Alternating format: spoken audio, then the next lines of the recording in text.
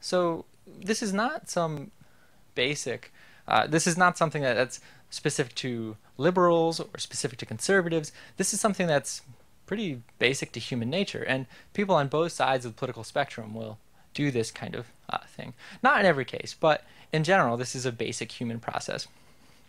Now, there's some research that has tested this idea, specifically in the context of politics. And in this research, some academics brought together a bunch of people and said, okay, what are your attitudes on capital punishment? There have been other studies too on different issues, but we'll just talk about capital punishment today. And what we see is, and as you would expect, some people oppose capital punishment, some people favor it. And when the researchers had participants who agreed in their opposition to capital punishment communicate with one another, they became more extreme in their opposition. And the same was true for supporters talking to other supporters. So there was a greater difference in the distance between the two sides. They became more extreme in their opinions. So this is really just the first step, though, in a two-step process. And the second step involves making attributions about the members and beliefs of other groups.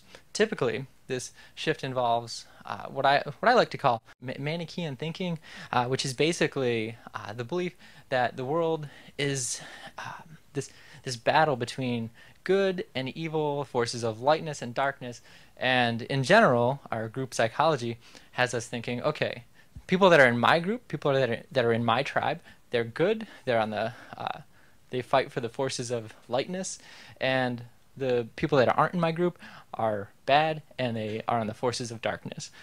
So it's a very simplistic black, white, good, bad, dichotomous way of thinking. Let's consider this in the context of politics.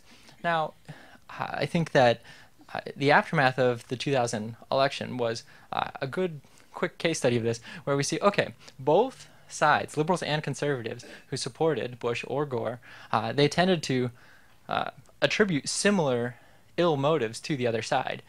Here, we see that both sides accuse the other side of being cheaters and liars and frauds, and this is, I mean, it's the mirror image is quite striking, I think. So we can also think about how political partisans often demonize one another.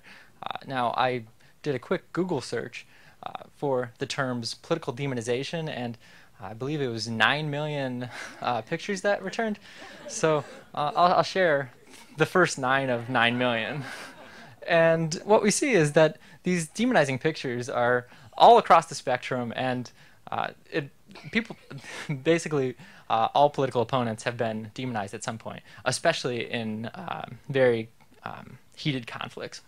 One way we can think of this is it's a mirror image phenomenon. Both extremes on both sides tend to characterize each other in similar terms. So it's a mirror image phenomenon. I mean, the basic idea here is that tribal enemies have similar perceptions of one another.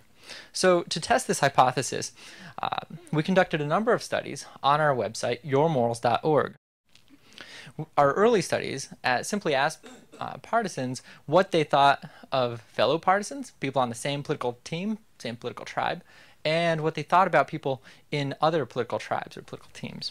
And what we found was that liberals tended to view themselves as smarter and nicer and warmer than conservatives, and conservatives tended to see themselves as warmer and smarter and nicer than liberals. Again, mirror images. So we wanted to get into understanding this Manichaeism idea within the context of politics a little more specifically. So we generated a bunch of parallel statements about liberals and conservatives. So then we collected data on about 4,000 different visitors to our website, yourmalls.org. And some of the statements were things like liberal Democrats are generally good people, or conservative Republicans are generally good people. To get at more extreme Manichean thinking, we asked questions like, this country would be a better place if all liberal Democrats packed up and moved out. Or, this country would be a better place if all conservative Republicans packed up and moved out. Now, to get a sense of who the Manicheans are, we're saying, okay, the people that have the biggest difference in how they're responding to these. So if someone's likely to strongly agree with one of these statements and they strongly disagree with another one, that means that they're probably those are going to be the Manicheans, because they say, oh, well, our country would be a better place if everybody in that other tribe packs up and moves out. So basically what we found was that the more people identify with one political tribe or the other, the more they tended to have these mirror image perceptions of one another. Perhaps that is part of why we often find maps breaking the country into blue states and red states and saying, okay, well, all the liberals are up there and all the conservatives are down here, and we segregate ourselves that way. Maybe.